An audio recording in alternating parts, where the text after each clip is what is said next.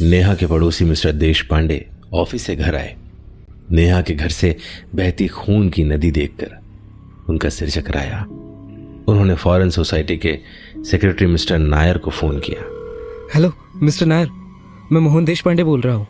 आप जल्दी से D70 फ्लैट के पास आइए। लगता है यहाँ कुछ गड़बड़ है। फ्लैट से खून बह रहा है। मिस्टर नायर दौड़ते हुए D704 के पास आए। उस भयानक दृश्य को देखकर मिस्टर नायर ने पुलिस को फोन किया।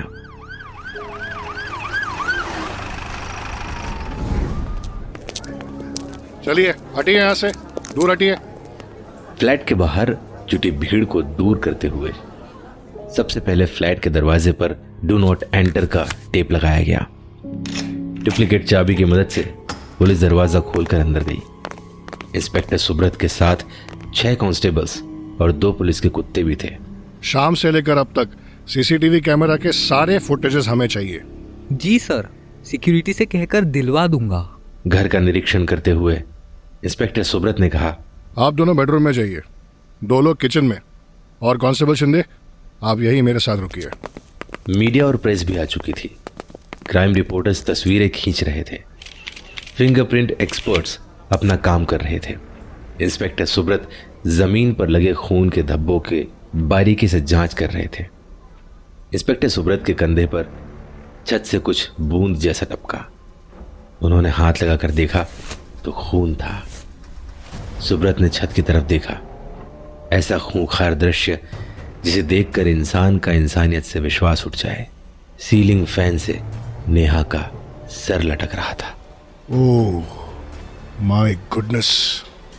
इतनी क्रूरता से की गई हत्या इंस्पेक्टर सुब्रत ने अपने करियर में शायद ही कभी देखी थी। सारे कांस्टेबल्स जब चप्पा चप्पा छान मार रहे थे तब एक खोजी कुत्ता किचन की तरफ देखकर जोर जोर से भौंकने लगा, मानो कुछ बताना चाहता था। कांस्टेबल शिंदे कुत्ते को लेकर किचन में चले गए। खून के धब्बों को सूंघते हुए कुत्ता फ्रिज के सामने आकर रुक गया। कांस्टेबल शिंदे ने फ्रिज का दरवाजा खोला और सर, यहाँ जल्दी आइए। सभी किचन में दौड़ कर गए। फ्रिज में एक ढकी हुई थाली जिसमें से ऐसी दुर्गंध आ रही थी मानो कोई सड़ी हुई चीज हो। खोलकर देखा तो लाश के टुकड़े, नेहा का सेलफोन, लैपटॉप, लाश के टुकड़े सभी सील करके जांच के लिए फॉरेंसिक लैब भेज दिए गए। नेहा की मौत की खबर मिलते ही उसके मम्मी पापा मुंबई के लिए रवाना हुए। उनके लिए एक बहुत बड़ा झटका था। उन्होंने सपने में भी नहीं सोचा था कि बेटी का यह जन्मदिन आखिरी साबित होगा। मर्डर से कुछ ही घंटा पहले एक तरफ ऑफिस में जोर शोर से टीम द्वारा नेहा का बर्थडे मनाया जा रहा था। वहां दूसरी तरफ मैं नेहा को ईमेल भेजकर घर आ गया। जूते उतारते हुए मैंने अंजलि को आवाज दी, अंजलि, अंजलि। कई बार पुकारने पर भी जब कोई जवाब नहीं मिला तो मैं अंदर चला गया। अंजलि आराम से सो रही थी। सिस्टर मारिया अंजलि का ख्याल रख रही थी।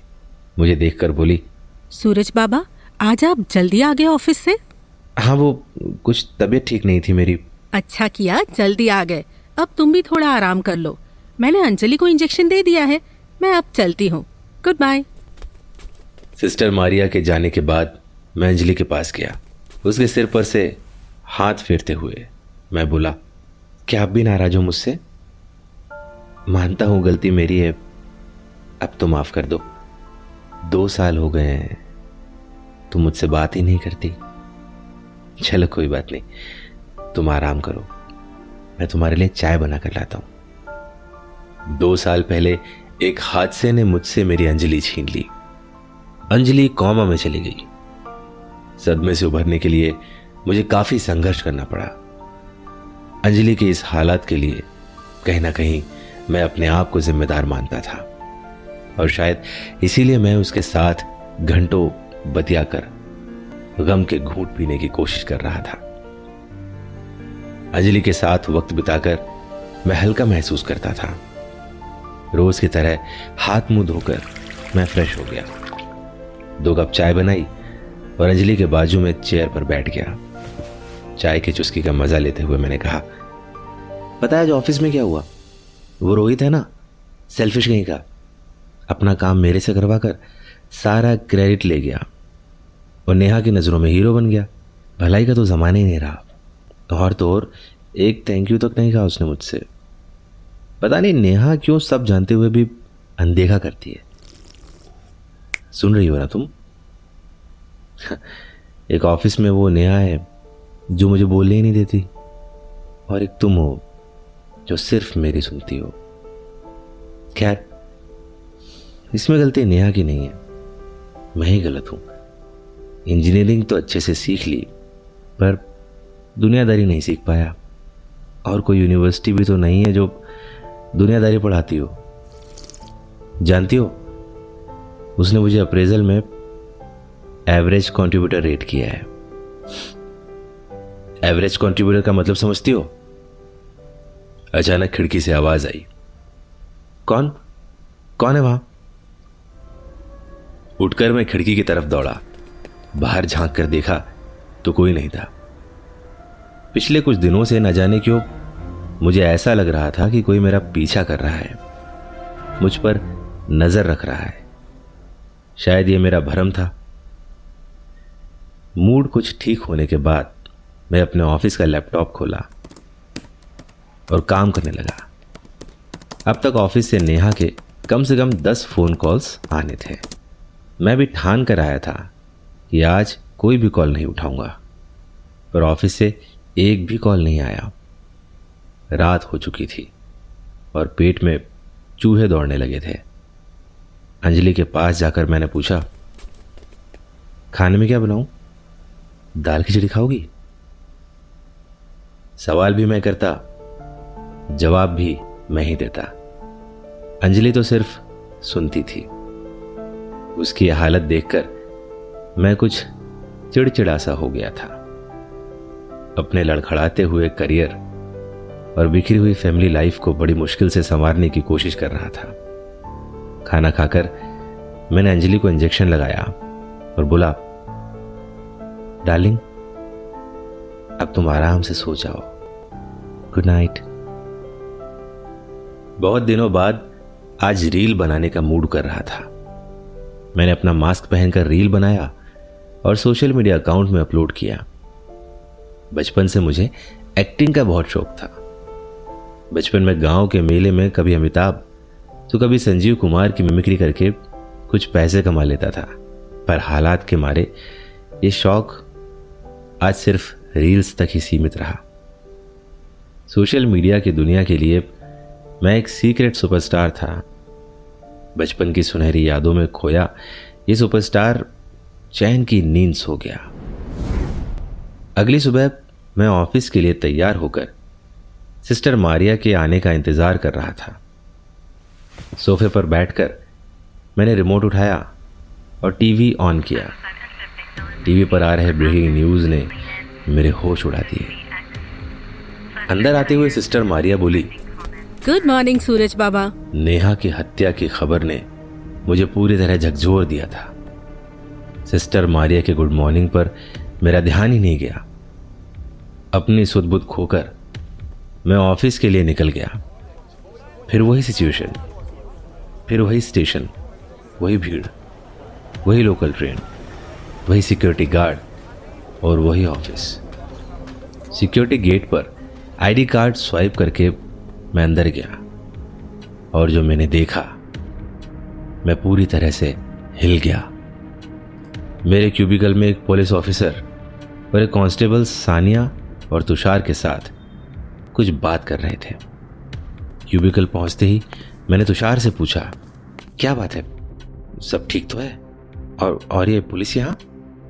तुषार लड़खड़ाते हुए कुछ बोलने की कोशिश कर रहा था। तुषार को टोकते हुए पुलिस इंस्पेक्टर ने कहा, आपकी तारीफ? मैं सूरज कदम नेहा की टीम में काम करता हूँ। हेलो, मैं इंस्पेक्टर शुभ्रत जोशी। तुम्हारी बॉस नेहा का मर्डर हुआ है, इसी सिलसिले में हम यहाँ तहकीकात करने आए हैं। नेहा की मर्डर की खबर सुनकर मैंने ऐसे रिएक्ट किया जैसे मुझे कुछ पता ही ना हो। क्या खून? नेहा का? कब? कैसे? डर के मारे मेरे हाथ पैर ठंडे पड़ गए। जी बिल्कुल सही सुना तुमने।